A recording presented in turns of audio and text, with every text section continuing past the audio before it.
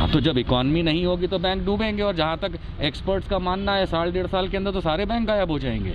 इस बात के लिए कौन जिम्मेदार है? तो नरेंद्र मोदी जिम्मेदार है, आपके प्रिय प्रधानमंत्री। अब आपके घरों में पैसा नहीं है, आपके पास नौकरी नहीं है, खेतों में कहीं कुछ आपको खास रिजल्ट आते हुए नहीं दिख रहे, किसान अलग परेशान, इंडस्ट्रीज अंदर अलग बंद पड़ी है, लोगों के पास नौकरी नहीं है। लेकिन हमारे जो फर्जी वर्दी पहने हुए मोदी जी घूमते रहते हैं, उससे अगर आपको लगता है कि देश आगे बढ़ रहा है और 5 ट्रिलियन इकॉनमी और विश्व गुरु बनने वाला है, तो गुरु घंटाल के ऐसा कह देने से कुछ नहीं होगा। सारे बैंक निपट जाएंगे, क्योंकि बैंकों में ना पैसा है, बैंकों के काम करने का तरीका होता है, ऋण देते हैं, उसका ब्याज जो कमाते हैं उससे वो आप लोगों का पैसा धरोहर बना करके रखते हैं। आज की तारीख में तो सारा धंधा चौपट है। कि भारतीय जनता पार्टी के लिए मैं सिर्फ इतना कहूँगा, जो मैं हमेशा कहता आया हूँ, हर राष्ट्रीय चैनल पे मैंने कहा है कि अगर मोदी जी और भारतीय जनता पार्टी ये सोचते हैं कि उनके बुढ़ापे की लाठी राहुल गांधी है, यानी हर 2 लाइनों के अंदर उसका नाम लेना है, तो वो लेते रहें। मान के चलिए देश उनकी इस राजनीति को भी साइड में फेंक देगी। भारतीय जनता पार्टी के दिन निपट चुके हैं। आपको याद रहना चाहिए कि जब मोदी जी को 2013 में बैन किया था, वीज़ा नहीं दिया था, वो तब वाइस प्रेसिडेंट उपराष्ट्रपति जो बाइडेन ही थे। तो ऐसा नहीं है कि वो कोई बुला लेंगे, मनमोहन सिंह को क्यों बुलाया, ये तो चलिए उनकी अपनी पर्सनल चॉइस हो सकती है। लेकिन जिस तरीके से आपने सवाल किया कि अंतर्राष्ट्रीय पटल पे मोदी जी की कूटनीति और विदेश नीति, मेरे ख्याल से बहुत बड़े फेलियर हैं। आपको ये राष्ट्रीय मीडिया नहीं बताएगा दोस्तों, लेकिन हकीकत ये है कि मोदी जी सबसे बड़े फेलियर हैं। इनसे ज़्यादा किसी ने इस देश को फॉरेन पॉलिसी में नुकसान नहीं पहुंचाया है। चीन 1000 किलोमीटर और अंदर आ गया है, मोदी जी चुप हैं। फर्जी फौजी वर्दी पहन करके घूमने से कोई बहुत बड़ा आदमी नहीं बन जाता, बहुत बड़ा नेता नहीं बन जाता।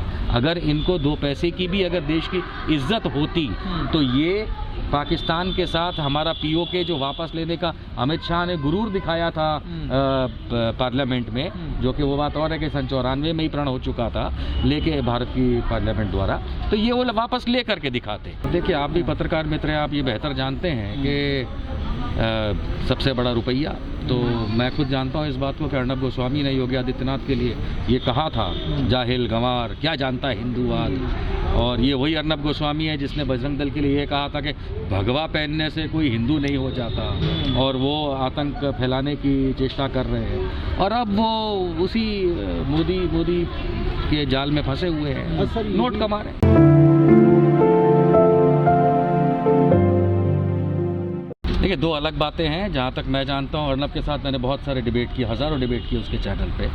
जिस मामले में उसको जेल हुई थी वो पत्रकारिता से जुड़ा हुआ मामला नहीं था। जिस मामले में उसको जेल हुई थी वो एक आत्महत्या के सुसाइड नोट को लेकर के था। और जहाँ तक बात है आपकी, बिल्कुल सही है कि उत्तर प्रदेश राज्य हो चाहे अन्य राज्यों में भी पत्रकारों के साथ जुल्म है और सरकारें बिल्कुल तवज्जो नहीं दे रही उसकी तरफ। तो इस मामले में मेरा सोचना तो यही है कि सरकारों को थोड़ा सा कानून के प्रति चलना पड़ेगा, और ऐसे ही किसी को भी उठा करके जेल में अगर डालेंगे तो फिर यही पत्रकारिता उनकी सरकारें पलट देंगी। अर्नब गोस्वामी से इसलिए कंपेयर नहीं करूँगा क्योंकि वो एक आत्महत्या है। जो अर्नब गोस्वामी वाला मामला है उसके अंदर एक आत्महत्या से जुड़ा हुआ मामला है, और उसकी बदौलत ये हुआ है कि उसमें जो भी रीज़न रहा हो तो सुप्रीम कोर्ट ने उनको ऐसा कोर्ट केस से बरी नहीं किया है, लेकिन उनको ज़मानत पे ज़रूर छोड़ा है। जहाँ तक बात आती पत्रकारिता की और जहाँ पत्रकारों को जेल में डाला जा रहा है, तो ये तो ब्लैक ईयर है ही हमारा, जिसके अंदर पिछले कुछ सालों की अगर अंतर्राष्ट्रीय रिपोर्ट देखेंगे तो सबसे ज़्यादा ख़राब हालात अगर पत्रकारों के किसी देश में है तो वो हमारा प्रिय भारत है, और मोदी जी का धन्यवाद। देखिए, ये बहुत इम्पॉर्टेंट है कि राष्ट्रीय मीडिया जिसको हम कहते हैं, अब आप हकीकत मानिए कि आप एक चैनल खोल लीजिए और इतना बड़ा कर लीजिए कि डिस्ट्रीब्यूटर के थ्रू पूरे भारत में पहुंचता है, तो आप राष्ट्रीय मीडिया बन जाएंगे। ये अपने आप में एक परिभाषा है जिसके बारे में सोचना पड़ेगा। लेकिन सोशल मीडिया की जब बात आ रही है तो भैया, सोशल मीडिया को लेकर के सरकार, मोदी जी और उनकी सरकार बहुत चिंतित है, और उसका खास कारण ये है कि ये वही मोदी जी हैं जिन्होंने 2013 ऑनवर्ड सोशल मीडिया का दुरुपयोग किया था। गांव-गांव, गली-गली आप लोगों के माध्यम से मोबाइल फ़ोन तक जा कर के लोगों के समक्ष अपनी बातों को, चाहे गलत हो चाहे सलत हो, वो पेश करते थे। अब ये एक दानव बन गया है, और ये दानव इन्हीं के खिलाफ जा रहा है, ऐसा नहीं कि किसी और के, ये मोदी जी के खिलाफ ये दानव हो गया है। तो अब वो उसको कंट्रोल करना चाहते हैं, लगाम डालना चाहते हैं। मुझे नहीं लगता कि लगाम डाल पाएंगे, क्योंकि जो कोशिश है मोदी जी आपकी कि देश पे लगाम डालने की, ये देश किसी के लगाम के चलाए नहीं चलता। पीओके राज्य बना दिया की बात नहीं है। अनुच्छेद 370 हटाने का जो ड्रामा मोदी जी ने किया है, उसके बाद अब कश्मीर तो किसी का रहा ही नहीं है। क्योंकि जो कश्मीर, जम्मू और कश्मीर जो भारत के साथ विलय हुआ था 1947 में, उसका जो बाउंड्री है, दायरा जो है, नक्शा, वो article 2 of Jammu and Kashmir constitution से आता था, जिसको इन्होंने ख़त्म कर दिया। हमारे भारत के संविधान में तो कहीं पे लिखा नहीं है कि जम्मू और कश्मीर का दायरा कितना है। तो हकीकत मानिए इस समय तो फ्री फॉर ऑल है। चीन अलग चढ़ा है, पाकिस्तान अलग बैठा है, और हमको मान के चलिए, मैं आपको दिखा सकता हूँ कि यूनाइटेड नेशंस हमारे कश्मीर तक को इंडिया एडमिनिस्ट्रेड कश्मीर कहता है, लेकिन मोदी जी के मुंह से चू नहीं निकलती, चोंच बंद है। हमारे रिश्ते कब बेहतर थे? भारत के अंदर मोदी की चाटुकारिता करने से कोई आप बड़े व्यक्ति नहीं बन जाते, और डोनाल्ड ट्रंप की चाटुकारिता करके मोदी जी कोई महान प्रधानमंत्री नहीं बन जाते। उनकी चाटुकारिता को, मोदी की चाटुकारिता जो डोनाल्ड ट्रंप की तरफ थी, उसको अगर मीडिया बढ़ा चढ़ा के दिखाता है, तो आप ये बताइए कि तो फ्रांस से राफेल क्यों खरीदे? आप अमेरिका के टोमाहॉक खरीद लेते?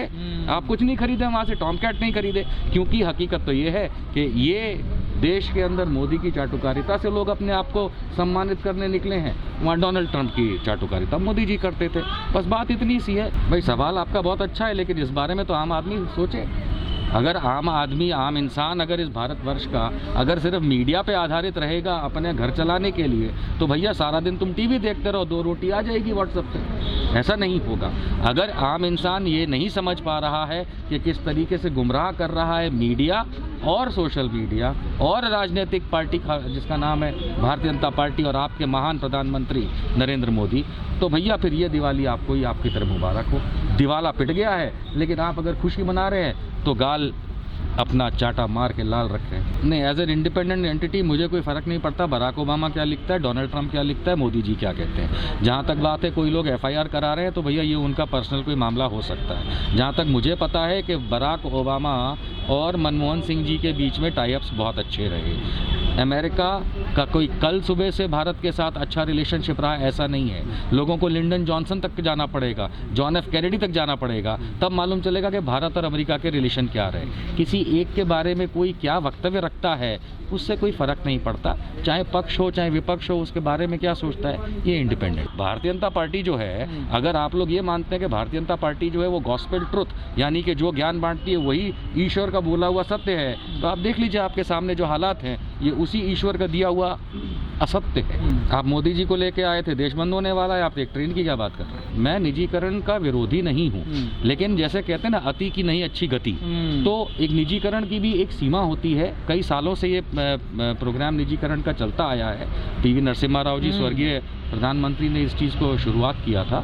निजीकरण वहाँ पे होता है जहाँ कोई एक फलाना कोई सरकारी महकमा जो है वो ठीक से अगर काम नहीं कर पा रहा है, तो कंपटीशन के लिए आप उसको या तो निजीकरण में डाल दें या सामने प्राइवेटाइजेशन को बढ़ावा दें। लेकिन आज की तारीख में ये मान करके चलिए कि भारत सरकार पिछले 6 साल के अंदर 10 पैसे की कमाई तो कर नहीं पाती, बड़े बड़े इंडस्ट्रीज बंद कर दी हैं, छोटे काम वो कर नहीं पाती। अर्थात इस सरकार को जीवित रहने के लिए, यानी मोदी सरकार को जीवित रहने के लिए आपके पैसे की अत्यंत आवश्यकता है, जो आप दे नहीं पा रहे हैं क्योंकि उसके पास रिटर्न में आपको देने के लिए कुछ नहीं। इसलिए वो इस देश की बनी बनाई जो अर्थव्यवस्था है उसको बेच रहे हैं। ये बहुत पुराना तरीका होता है कि अगर मैं कमा ना पा रहा हूँ तो मैं अपने बाप दादाओं का संग्रह किया हुआ जो भी ज़मीन जायदाद खाद्यान्न है उसको मैं बेच करके ये मान लूँ कि मैंने बहुत बड़ा तीर मारा। मोदी जी इस देश को बेच रहे हैं। सही कहा था, मैं देश नहीं झुकने दूंगा, पर ये नहीं कहा था कि मैं देश नहीं बिकने दूंगा।